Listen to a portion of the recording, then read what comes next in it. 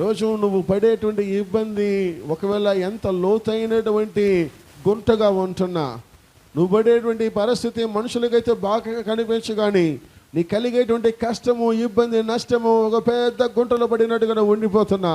నువ్వు అనుకుంటున్నావు ఇబ్బందిలో ఉంటున్నా ఏం కలగద్దని, ఇబ్బంది కష్టంలో ఉంటున్నానని. ఇంకొక మాటతో అర్థం చేసుకోవాలంటే 2025 ప్రారంభించాము. ప్రారంభ దినాలలో కూడా మనకి ఇబ్బంది ఉన్నది, ప్రారంభ దినములో కూడా మనకి కష్టం ఉన్నది, జనవరిలో కూడా మనకి ఇబ్బంది ఉన్నది, జనవరి 1లో కూడా కష్టం ఉన్నది, డిసెంబర్ 31, 24లో కూడా కష్టం ఉన్నది.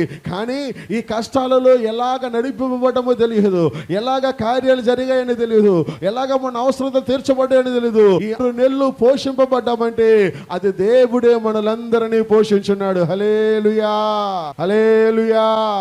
నీ ఇబ్బందిలోనే ప్రభు నీకు కావలసిన ఆశీర్వాదాలు ఇచ్చే దేవుడు. ఈరోజు నువ్వు అనేకమైన కష్టాలతో ఉండొచ్చు, అనేక ఇబ్బందులతో ఉండవచ్చు. నీకున్న పరిస్థితికి ఇంకొక వారము జరగడమే ఇబ్బందిగా ఉండొచ్చు, ఇంకొక నెల జరగడమే ఇబ్బందిగా ఉండొచ్చు, ఇంకొక రోజు జరగడమే ఇబ్బందిగా ఉండొచ్చు. అయినా నిన్ను చూసి నేను చెబుతుంటున్నాను, నీకు కావలసిన విశాలతను, నీకు కావలసినటువంటి శ్రేయస్సును నా దేవుడు నీకు దయచేయును గాక. హల్లెలూయా.